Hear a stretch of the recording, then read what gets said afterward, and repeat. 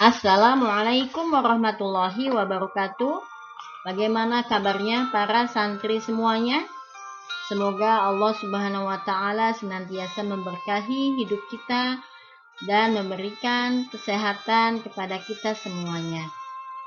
Oke, pada pertemuan ke-11 ini, pada pelajaran IPA kelas 7, kita akan membahas tentang kalor. Bersama saya, Ustazah Eni Raini.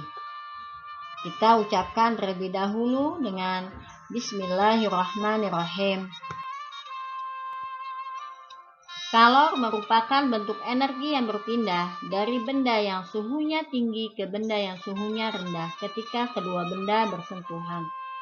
Satuan kalor adalah joule, disimbolkan dengan J besar. 1 kalori sama dengan 4,2 joule atau 1 joule sama dengan 0,24 kalori.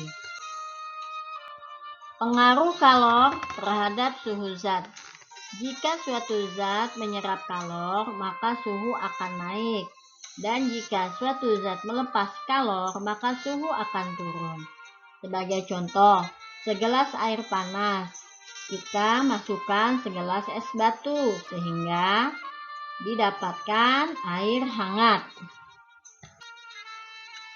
Jumlah kalor yang disimbolkan Q besar yang diserap atau dilepaskan oleh suatu zat dapat dirumuskan dengan Q sama dengan MC delta T, di mana Q besar adalah jumlah kalor, satuannya joule atau kalori, M kecil atau massa benda, satuannya kilogram, C kecil atau kalor jenis zat, satuannya joule per kilogram derajat Celcius, delta T adalah perubahan suhu, satuannya derajat Celcius atau Kelvin ya.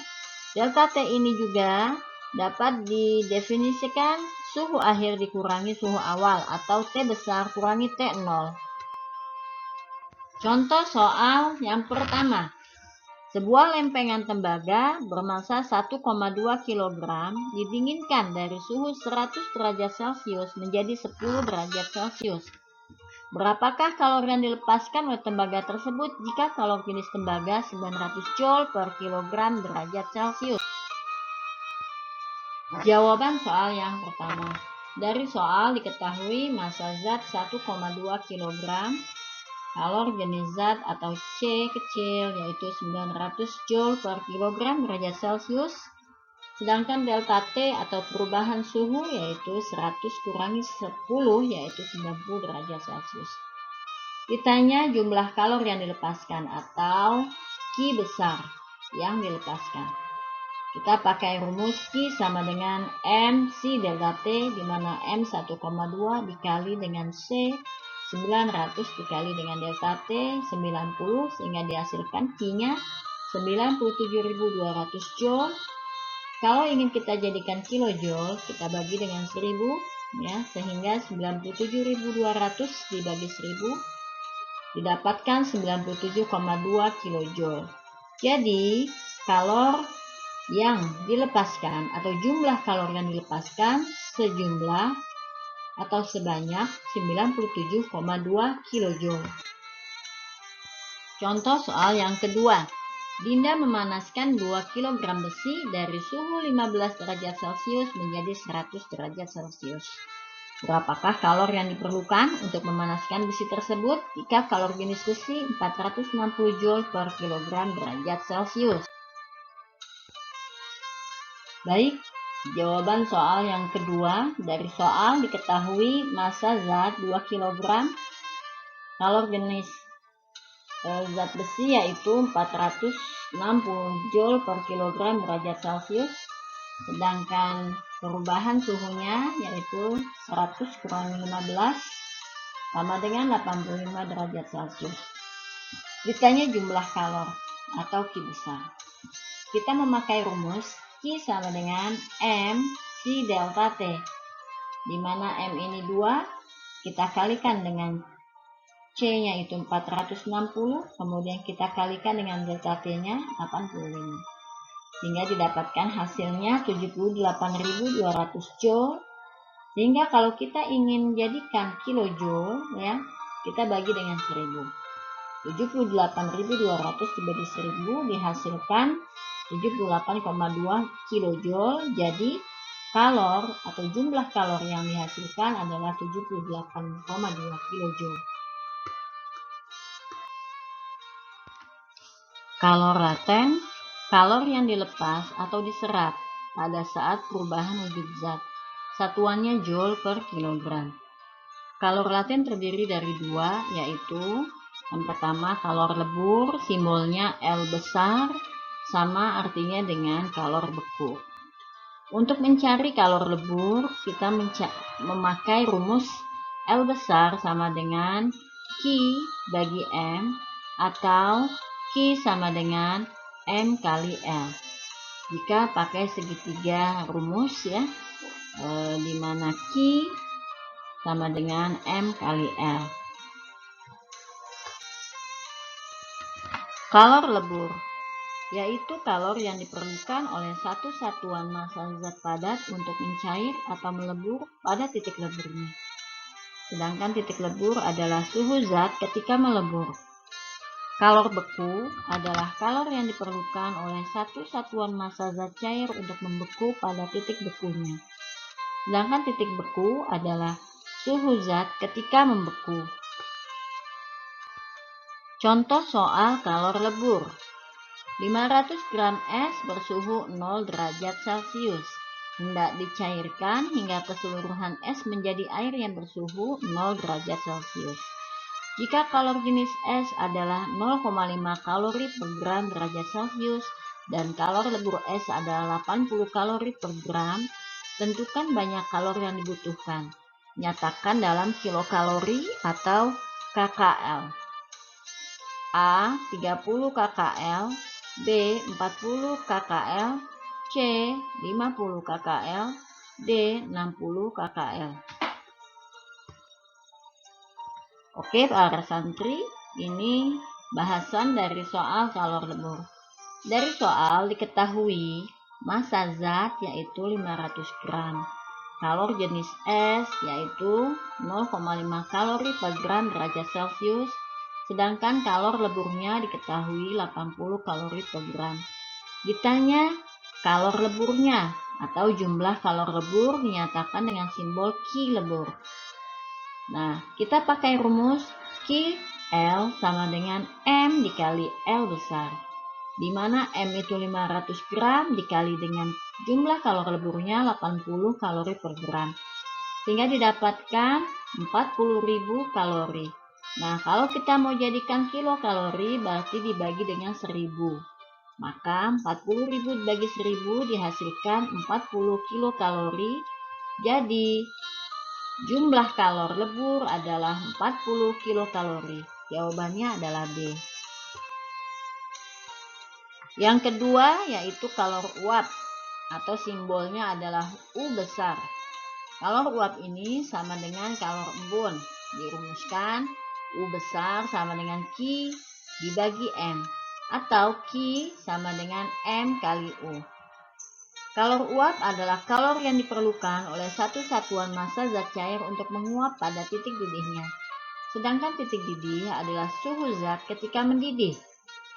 Nah, kalau kalor embun adalah kalor yang diperlukan oleh satu satuan massa gas untuk mengembun pada titik embunnya. Sedangkan titik embun adalah suhu zat ketika mengembun. Selanjutnya bisa diperhatikan grafik perubahan wujud air. Ya, pada keterangan ini ya A sampai B itu ya suhunya di bawah 0 derajat Celcius. Nah, pada B ke C itu suhu es mulai mencair. Nah, pada garis C ke D itu merupakan wujudnya air. Kemudian dari D ke E kita lihat suhunya adalah 100 derajat Celcius ya, merupakan wujud air dan uap.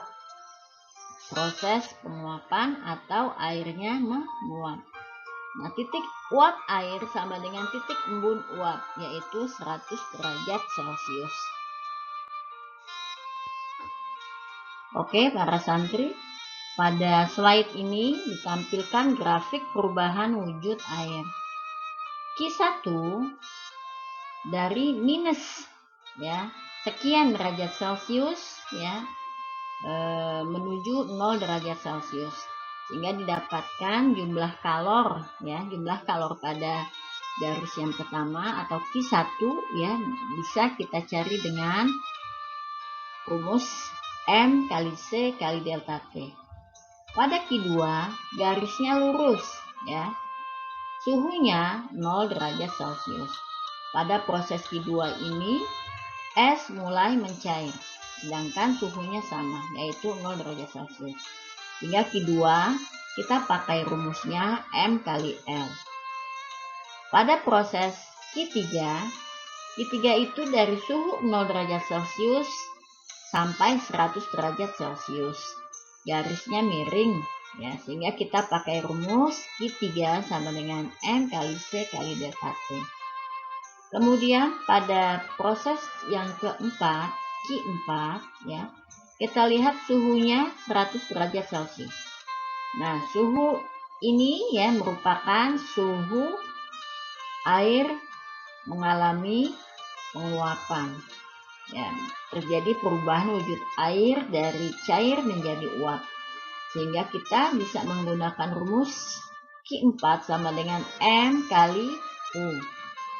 Pada proses yang kelima atau Q5 ya, dari suhu 100 derajat Celcius sampai sehingga ya di sini bisa karena garisnya berupa garis miring ya, kita samakan dengan Q1, Q3 ya, sehingga dipakai rumusnya Q5 sama dengan M kali C kali delta T. Sehingga Q total yang didapatkan dari grafik ini ya, pada proses 1, 2, 3, 4 dan 5 ya, kita bisa hitung Q totalnya sama dengan Q1 tambah Q2 tambah Q3 tambah Q4 tambah Q5. Penguapan dapat dipercepat dengan 3 cara. Yang pertama dengan pemanasan atau menaikkan suhu. Contohnya menjemur pakaian di bawah sinar matahari. Yang kedua dengan memperluas permukaan zat cair. Contohnya pada gambar A, kopi panas dituangkan di atas cawan atau piring kecil agar cepat dingin. Pada kegiatan yang B, ya, pakaian basah dijemur dengan cara direntangkan atau diperluas permukaannya. Yang ketiga dengan mengalirkan udara di atas permukaan zat cair atau mengurangi tekanan udara pada permukaan zat cair. Contohnya yang pertama, meniupkan udara pada kopi panas. Yang kedua, mengipas-ngipas minuman kopi panas dengan kipas. Pada proses mendidih, zat cair dikatakan mendidih jika gelembung-gelembung uap air terjadi pada seluruh zat cair dan dapat meninggalkan zat cair. Titik didih dipengaruhi oleh tekanan udara di atas permukaan zat cair dan jenis zat. Maka kita lihat pada gambar ya, pada proses air menguap, molekul-molekul air teratur meninggalkan zat cair menuju udara ya. Kemudian pada proses air mendidih, molekul-molekul airnya bergerak tidak teratur meninggalkan udara. Oke, para santri semuanya ya, alhamdulillah kita bisa mempelajari tentang kalor ya. Semoga bermanfaat. Kemudian ya, untuk pembelajar selanjutnya kita akan bertemu 1 pekan lagi ya. Untuk ini saya mohon maaf bila banyak kekurangan. Kalaupun ada yang kurang jelas bisa menghubungi saya melalui nomor WhatsApp. Demikian ya, saya akhiri dengan billahi taufik wal hidayah. Assalamualaikum warahmatullahi wabarakatuh.